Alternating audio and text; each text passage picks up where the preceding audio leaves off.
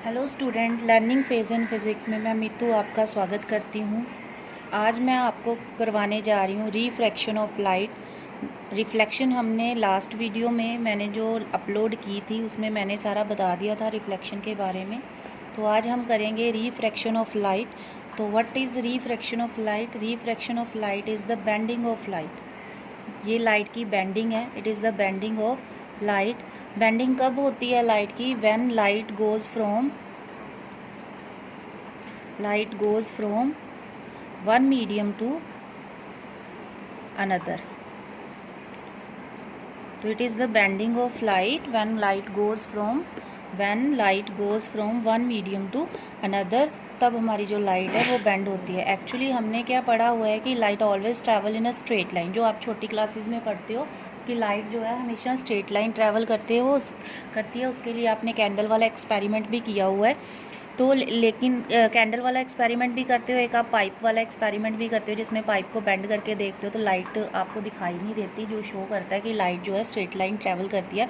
लेकिन वो straight line तभी ट्रैवल करती है अगर हम मीडियम एक ही लें। फॉर एग्ज़ाम्पल, अगर आप वो जो बेंडिंग ऑफ लाइट जो आप पाइप के साथ जो एक्सपेरिमेंट करते थे तो वो पाइप एयर में ही थी, आपने उसका जो मीडियम है वो चेंज नहीं किया था।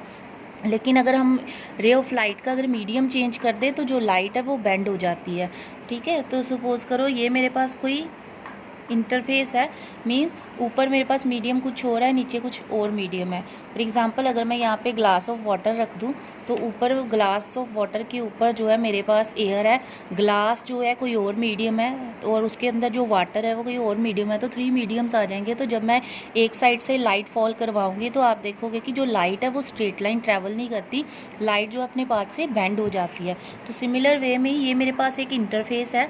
इसका जो अपर साइड है इसको हम ले लेते हैं एयर की, इस साइड एयर है, नीचे वाले साइड में आप ग्लास ले लो या वाटर ले लो। तो ये मैंने ग्लास ले लिया।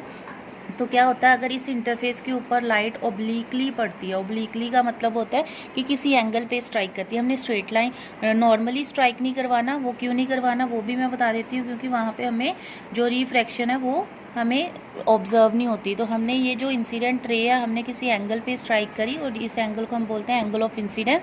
तो ये जो मैंने लाइन बनाई है, this is normal to the surface, perpendicular to the surface, तो इसको नॉर्मल बोलते हैं। तो क्या होता है, जब भी कोई रे ऑफ लाइट किसी एंगल पे स्ट्राइक करती है तो वो स्ट्रेट लाइन पाथ कवर ना करके, जैसे अगर ये इसने अगर पाथ कवर करना होता तो ये बिल्कुल इस तरह से सीधी जाती। अगर ये मीडियम चेंज नहीं होता तो ये स्ट्रेट लाइन पाथ कवर करती, लेकिन एक्चुअल में क्योंकि मीडियम चेंज हो रहा है तो आप अगर ऑब्जर्व करोगे तो ये कभी भी स्ट्रेट लाइन पाथ कवर नहीं करेगी, ये अपने पाथ से कुछ बेंड हो जाएगी। ठीक है, this bending of light is known as refraction and this is known as angle of refraction, that is the angle between normal and the refracted ray is known as angle of refraction. ठीक है, suppose करो यहाँ पे मैंने एक medium और ले लिया, मैंने ये ग्लास, जैसे मैं बोल रही हूँ वाटर का जो ग्लास ऑफ वाटर है आपने वो रखा हुआ है, तो ये पूरा मीडियम जो है ग्लास है। तो इस साइड फिर अगर हम एयर ले लेते हैं तो ये लाइट जो है यहाँ पे स्ट्राइक करी है, तो यहाँ पे भी स्ट्राइक करेगी, वहाँ पे हमने एक नॉर्मल और ड्रॉ करना है। तो ये हमने एक नॉर्मल और ड्रॉ कर दिया। तो अगेन जो मीडियम है चेंज हो रहा है, अब ग्लास और एयर, पहले ग्लास में है जो हमारी लाइट, अब एयर में आ रही है, तो मीडियम चेंज हो रहा है तो लाइट जो है अगेन जो है बेंड करेगी, तो ये इस तरह से बेंड हो जाएगी। ठीक है, अगर ये मीडियम चेंज नहीं होता तो ये इस तरह से बिल्कुल स्ट्रेट लाइन में जाती, लाइक दिस, बिल्कुल इस तरह से स्ट्रेट लाइन में जानी थी। बट क्योंकि मीडियम चेंज हो रहा है तो ये हमारी जो है इस तरह से बेंड हो जाती है। तो ये जो एंगल होता है इसको बोलते हैं e, that is the angle of emergent. तो अगर आप ध्यान से देखोगे तो ये वाली जो रे हमारी आती है, ये वाली रे और ये वाली रे दोनों जो है पैरेलल होती हैं, और इन दो पैरेलल रे के बीच में ये जो डिस्टेंस होता है इसको कहते हैं लेटरल डिस्प्लेसमेंट, की जो रे है वो अपनी स्ट्रेट लाइन पोजीशन से कितनी डिस्प्लेस हुई है। तो this whole process is known as refraction of light. तो इसके कुछ रूल्स हैं कि जब कोई लाइट अगर रेयरर टू डेंसर मीडियम जाती है तो सबसे पहले मैं ये बता दूं रेयरर मीडियम क्या है। रेयरर मीडियम होता है जिसकी डेंसिटी कम होती है, जिसकी ऑप्टिकल डेंसिटी जो है, ऑप्टिकल डेंसिटी इज़ लो, तो मीडियम इज़ रेयरर, उसको हम रेयरर मीडियम कहते हैं। जिसकी ऑप्टिकल डेंसिटी हाई होती है उसको हम डेंसर मीडियम कहते हैं, डेंसर। तो आपको पता है जो एयर है उसकी डेंसिटी लो होती है तो air is a rarer medium, air के कंपैरेटिवली अगर मैं कोई और मीडियम ले लेती हूँ, जैसे वाटर लेती हूँ, तो उसकी density as compare to air ज़्यादा होती है। तो जो वाटर है that is denser as compare to air. और अगर मैं वाटर और ग्लास लेती हूँ, एक साइड वाटर है एक साइड ग्लास है, तो हमें पता है ग्लास की जो डेंसिटी है वो वाटर की डेंसिटी से ग्रेटर होती है, सॉरी ग्लास की जो डेंसिटी है वो वाटर की डेंसिटी से ग्रेटर होती है। तो हमारा जो ग्लास है वो डेंसर मीडियम बन जाएगा और जो वाटर है वो रेयर मीडियम बन जाएगा। तो जो भी दो मीडियम आपको गिवन होंगे, आपने उन दोनों मीडियम में से देखना है किसकी डेंसिटी ज़्यादा है। जिसकी डेंसिटी ज़्यादा होगी वो डेंसर मीडियम होगा और जिसकी डेंसिटी कम होगी वो हमारा रेयर मीडियम बन जाएगा। तो इसके कुछ रूल्स है रिफ्रैक्शन ऑफ लाइट के, कि जब जो लाइट जो है रेयर टू डेंसर जाती है, रेयर टू डेंसर जाएगी तो it will bend towards the normal, ठीक है। और जब डेंसर टू रेयर जाएगी इसके opposite it will bend away from normal.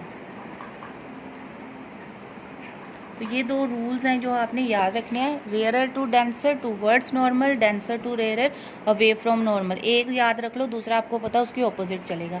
तो अगर आप ध्यान से ये वाला डायग्राम मेरा देखोगे अगर तो ये देखो मैंने एयर और ग्लास लिया है, जिसमें एयर जो है हमारा रेयरर मीडियम है और ग्लास क्या है हमारा डेंसर मीडियम। तो लाइट जो हमारी एयर टू ग्लास जा रही है means rare to denser medium जा रही है। तो एक्चुअल में ये बात कवर करती, क्योंकि ये डेंसर रेयर टू डेंसर जा रही है तो it will bend towards the normal. तो ये हमने इस साइड को बेंड किया, उस साइड को बेंड नहीं की। सिमिलरली अब ग्लास से एयर की तरफ जा रही है, it means denser to again rare medium जा रही है, तो अब अवे फ्रॉम नॉर्मल होगा। तो एक्चुअल में इस तरफ जाती, लेकिन इसने नॉर्मल से दूर जाना, नॉर्मल हमारा ये है तो ये अपने पास से उस तरफ चली जाएगी। तो ये हमारा नॉर्मल से अवे फ्रॉम नॉर्मल हो गया। तो this is the refraction of light. अब हमारे पास रिफ्रैक्शन के 2 लॉज हैं, ठीक है। फर्स्ट लॉ क्या है, laws of refraction, laws of refraction. तो फर्स्ट लॉ क्या है हमारे पास, फर्स्ट लॉ है हमारे पास sine of i upon sine of r is equal to constant. This is the first law. तो ये क्या है, the ratio of sine of angle of incidence to the ratio of to the sine of angle of refraction that is always constant. This is the first law. अब ये जो constant होता है, this constant is equal to refractive index के equal होता है। इस constant को हम बोलते हैं रिफ्रैक्टिव इंडेक्स। तो रिफ्रैक्टिव इंडेक्स क्या होता है वो मैं आगे बताती हूँ। इस लॉ को हम स्नेल्स लॉ भी बोलते हैं, ठीक है। सेकंड जो लॉ है हमारा, जो रिफ्लेक्शन जो ओबे करती है, that is incident ray, that is similar to reflection of light. Incident ray, refracted ray and normal, ये तीनों चीज़ें जो हैं all lies in same plane, same plane में ये लाई करते हैं। तो ये सेम है जो हमने रिफ्लेक्शन में किया था। तो फर्स्ट लॉ बहुत इंपॉर्टेंट है इसका, दैट इज स्नेल्स लॉ। कई बार एग्जाम में ऐसे भी आता है कि व्हाट इज स्नेल्स लॉ, तो आपने ये बताना है the ratio of sine of angle of incidence to the sine of angle of refraction is always constant and that constant is equal to refractive index. Now what is the refractive index. तो refractive index को हम N से represent करते हैं, कई books में हम mu से भी रिप्रेजेंट करते हैं। तो एन क्या होता है, that is C upon V. It means it is the ratio of velocity of light, किसमें, इन वैक्यूम। वैक्यूम में जो इसकी वेलोसिटी ऑफ लाइट होती है divided by velocity of light in medium. तो जो मीडियम में लाइट होगी और जो वैक्यूम में लाइट होगी, इन दोनों की रेशियो को हम बोलते हैं रिफ्रैक्टिव इंडेक्स। तो ये जो फैक्टर है ऊपर वाला, velocity of light in vacuum, that is always constant. ये 3 × 10⁸ मीटर पर सेकंड होता है, ये 3 × 10⁸ मीटर पर सेकंड। बचा हमारे पास ये नीचे वाला। इट मीन्स ये जो रिफ्रैक्टिव इंडेक्स है that is inversely proportional to velocity. It means जिस मीडियम में वेलोसिटी ऑफ लाइट ज़्यादा होगी उस मीडियम का रिफ्रैक्टिव इंडेक्स क्या होगा, कम होगा, इन्वर्सली प्रोपोर्शनल है। यही रीज़न है कि जो एयर है उसमें वेलोसिटी ऑफ लाइट बहुत ज़्यादा होती है, that is maximum, that is 3 × 10⁸ meter पर second. It means the refractive index of air is less, that's why it is rarer medium. And also when the velocity of light is minimum, that is in glass, in solids the velocity of light is minimum, it means the refractive index of that medium is maximum. That's why glass is considered as denser medium in all the states. तो ये था हमारा refractive index का concept. अब इसके बाद हमने करने हैं स्फेरिकल सरफेसेस। स्फेरिकल सरफेसेस क्या होते हैं?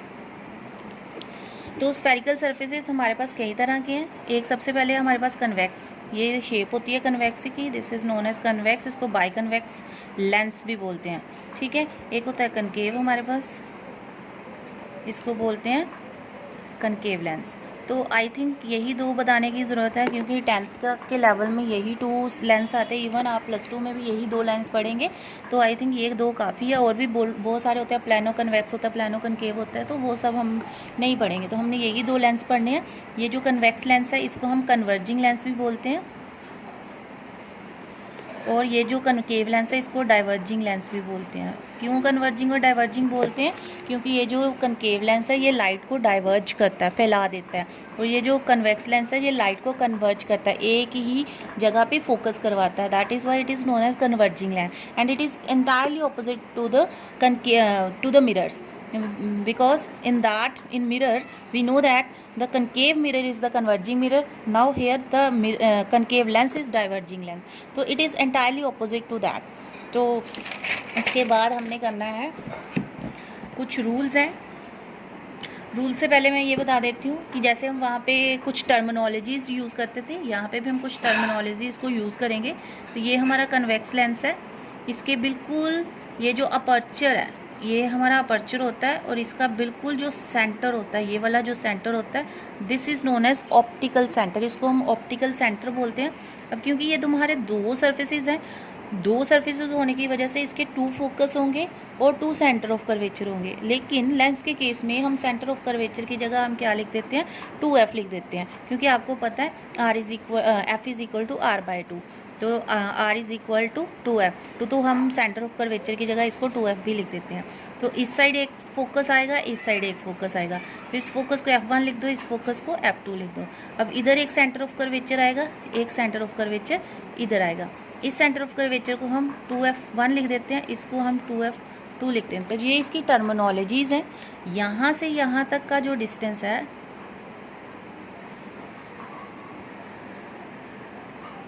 यहाँ से यहाँ तक का जो डिस्टेंस है दैट इज़ r1, यहाँ से यहाँ तक का डिस्टेंस दैट इज़ r2। क्योंकि है तो ये सेंटर ऑफ कर्वेचर, ये तो ये रेडियाई ऑफ कर्वेचर हो जाएंगे।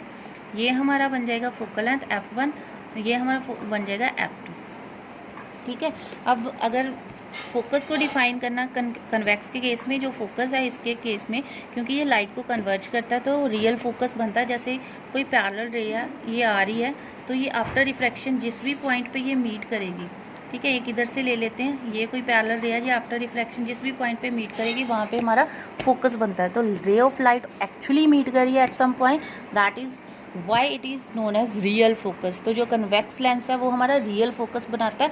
इसके ऑपोजिट अगर आप कनकेव लेंस देखोगे तो इन concave lens it makes a diverging, it is a diverging lens, so it makes a virtual focus. So this is the optical center, this is f1, this is 2f1. Similarly here we have f1, here we have 2f2. So if a ray parallel to principal axis strike at the lens, surface of the lens, then it will diverge the light. तो ये इस तरह से light को diverge कर देगा।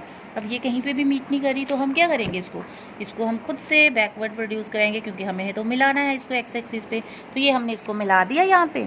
तो जहाँ पे भी ये 2 रेज मीट करेंगी, इसी तरह आप इधर भी कर सकते हो, ये इसको ऐसे करके डाइवर्ज कर देगा। तो जहाँ पे भी ये 2 रेज मीट करेंगी आफ्टर रिफ्रैक्शन, तो दैट बिकम्स अ फोकस। तो ये एक्चुअली मीट नहीं कर रही है रेज, इसको हमने मीट करवाया, they appear, they are meeting, तो that's why it is known as virtual focus.